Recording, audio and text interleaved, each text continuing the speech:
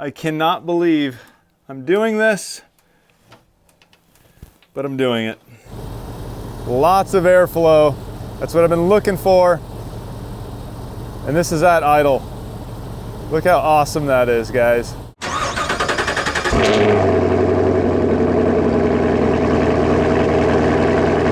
Man, should I do it? Should I change this back to factory? Should I remove my dual electric 15-inch fans back to the stock clutch fan and the big old fan shroud? Man, I've kind of fallen in love with these things. Today's a tough day for me. I've been pondering this for a long time now, but I think I'm going back to my factory clutch fan. Yes, you heard that right. I know that I am going back to my factory clutch fan. You know, the fan that was installed on this 1995 GMC Suburban from the factory. Yeah, that fan, well, it works just fine, and those factory clutch fans, they pull a lot of air. If you've been following my channel, you'll know that I've been building this 95 Suburban up to be an overlanding rig. And the one thing with overlanding, well, you tend to go off-grid, like sometimes way off-grid. So much so that you might not have anyone else around for a long while, no cell service, and definitely no CB radio service. So in that case, you want the highest possible reliability you can get from your rig. And while these electric fans have been great, absolutely great in my eyes, I love them. I've fallen in love with these things. I think I'm gonna go back to the clutch fan because you just can't beat the good old-fashioned engine-driven clutch fan for cooling. It's definitely gonna suck in terms of space in my engine compartment. I mean, look at this.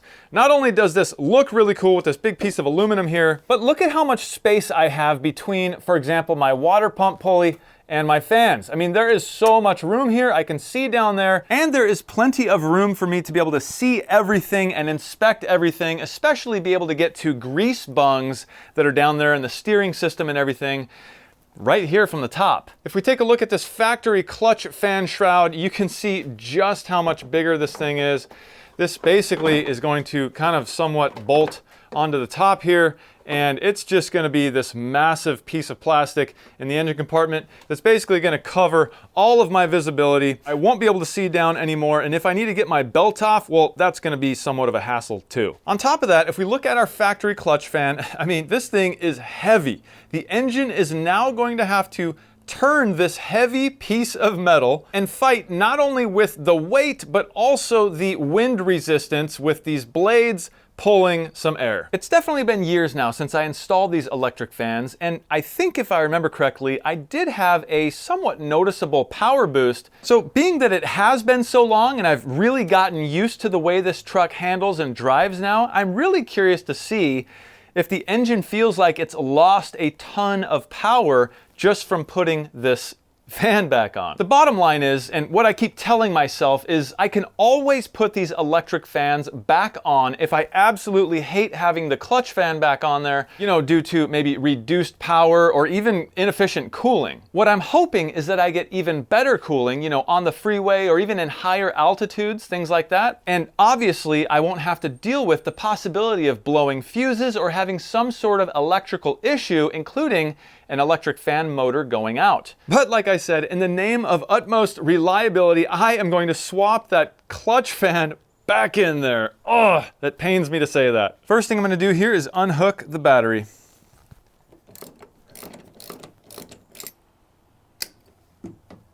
I have the negative unhooked, but in this case, I have to remove both sides because I also have to remove the fan's wiring. Have a couple of zip ties to remove.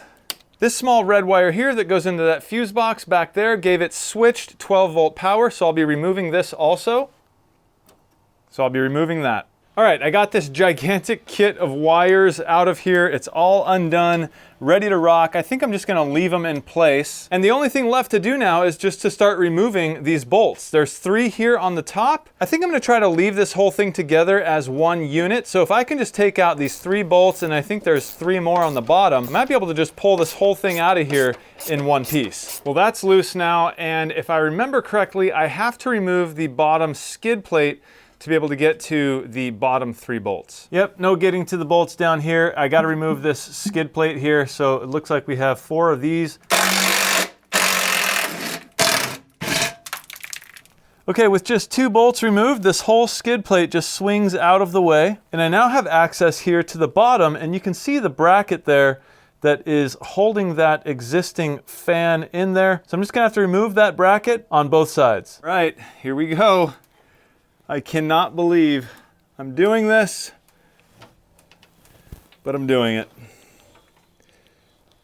Wow, it's out. Well, there you go. That is the massive radiator on a 95 GMC Suburban. I believe it's about 34 inches wide, but man, that thing is huge. And here is the dual electric fan system. Very, very simple when you look at it. You just have 2 fans. You have this computerized controller here. You have a positive and a negative wire. This green wire here connected over to the AC clutch, so when that was engaged, it would kick the fans on automatically. This red wire just told it when to turn on. I had it connected to a switched 12-volt source. And these 2 black wires went to a temperature probe that was in the fins of the radiator, and it told the fans to kick on at a certain temperature. I could change that temperature setting with that dial in there, and that's pretty much it. That's the whole system. 2 fans, a source of power, and a couple of ways to tell the fans when to kick on. Like I mentioned before, these fan motors and blades are actually brand spanking new. They're probably only a few months old. I just replaced both the motors and the blades. Looking down in the engine compartment, you can see the pulley here that's attached to the water pump. You can also see these 4 studs coming off the pulley. And here I just slid the clutch fan over those studs, and I obviously would have to remove those nuts and actually bolt this thing on. But I just wanted to show you how much space there is between the actual fan blades and the radiator itself. With that much room between the radiator and that factory clutch fan blade, I could still potentially have more than enough room to fit an electric fan right here on the inside of the factory fan shroud. I think I'd be able to put a slim fan here that kicks on only with the AC to help cool when the AC is on. Now that is an idea. All I have to do now is simply slide this blade on there, make sure it's nice and flat, and tighten her down. The nuts are now back on, all installed, very tight, and everything seems like it's fitting just like it should. You know, if you look at this blade, we have what seems like a kind of odd design. You have 2 blades here that are close together, a big huge gap here, and then you have a couple more blades that are somewhat evenly spaced apart. But then after you get past this, you have another gigantic gap, and then those 2 blades. I couldn't figure this out, and I thought maybe it was for balancing for some reason. And yes, they obviously are balanced this way, but I think the whole purpose, now that I install it, is to give you access points. For example, you have a breaker bar to be able to get to the tensioner pulley to be able to loosen the belt. You need space. And the same thing goes for accessing these nuts. So I think the whole purpose behind this extra wide gap here, and also here, there's essentially 2 of them, is just to give you space to work in there. Now that I have everything installed nice and tight, but before I install these fan shrouds, I want to start it up just to make sure that everything is going to run smooth. So in order to do that, I need to hook the battery back up.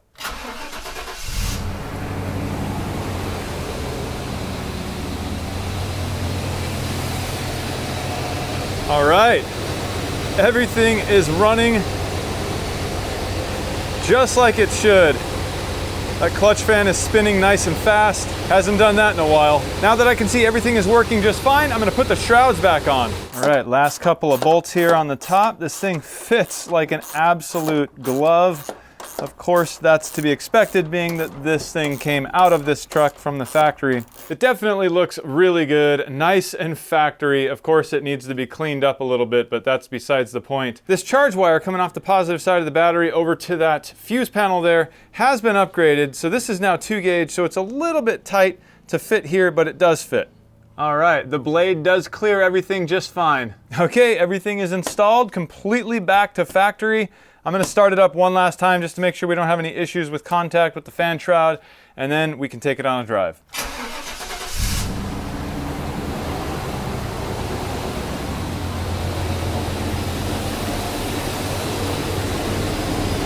Okay, looks like we're good. Man, I'll tell you what, there is a lot of air being pulled by that fan. I would definitely even say, just from how far my hand is away from that, I would say there's way more air being pulled by that fan right now than ever was pulled by the electric fans.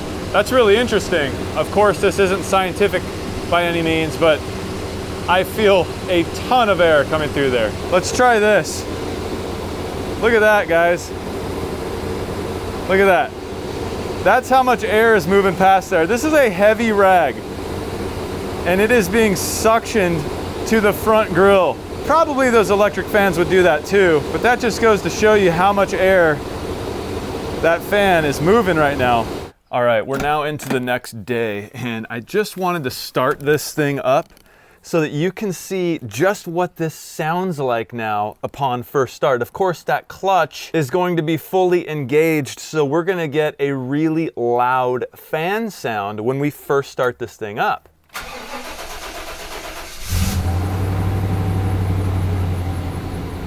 A little bit of belt squeak I hear. Disregard that. But man, you can hear those fans. I can feel the air being pushed underneath the truck.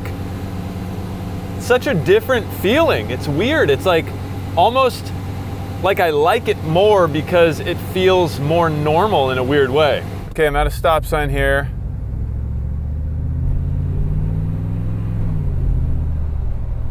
Took off. It seemed pretty normal. I mean, maybe I can feel a slight, almost like, I don't know, dare I say governor on the takeoff there, but feels pretty normal in terms of power, in terms of how much I'm pressing the pedal down and how fast the truck goes and the amount of torque that I would normally have. I'm not noticing anything out of the ordinary that's like detrimental or shocking. Here we go again. All right, let's try it again. Here we go. Let's see if we can hear the fans.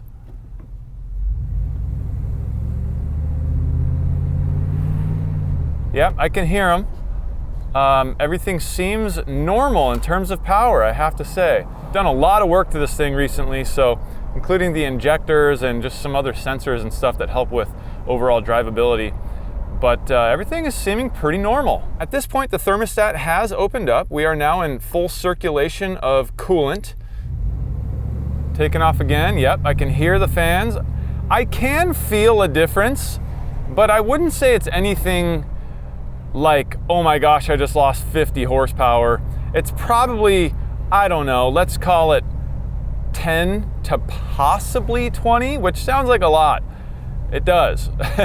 But it doesn't feel like the truck is lagging in the power area. And I'm not flooring it off the line here. I'm just pressing the gas pedal as I normally would.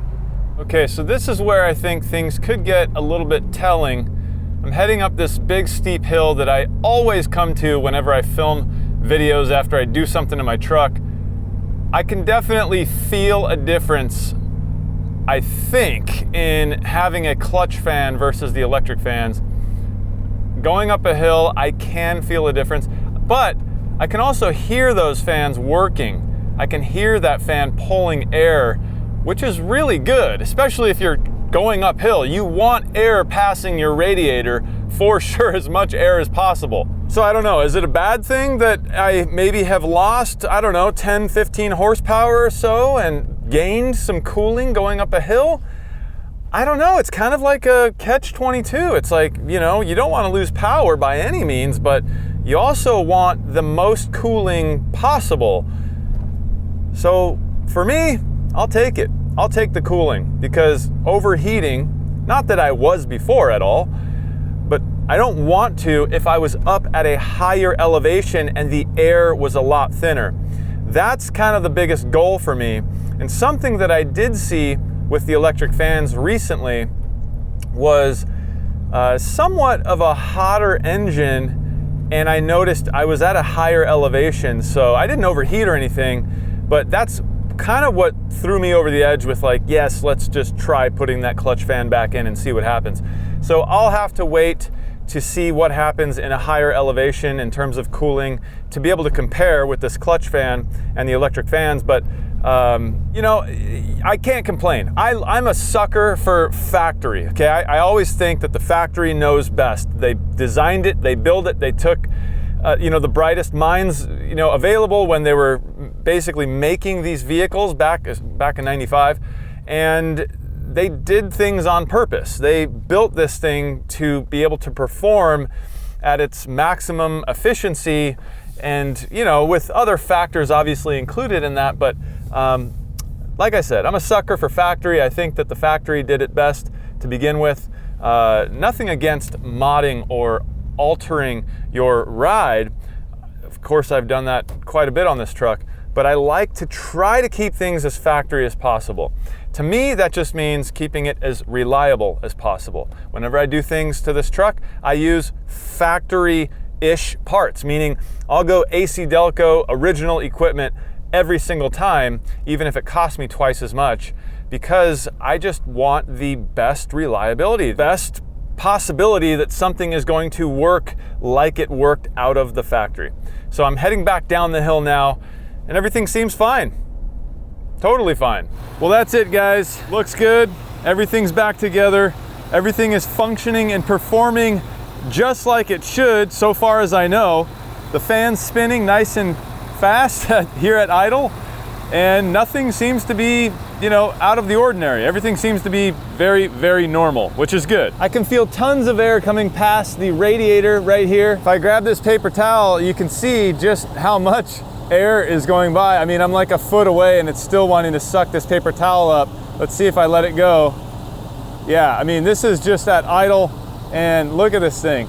It is just wanting to be sucked right up against the grill here, and that's awesome, man. That's being just run right off of the engine. That's a lot of air to be moving at idle, let alone if you're on the freeway or heading up a mountain and your engine is revving out. You're gonna be sucking a lot of air past the radiator, which is what you need in higher elevations.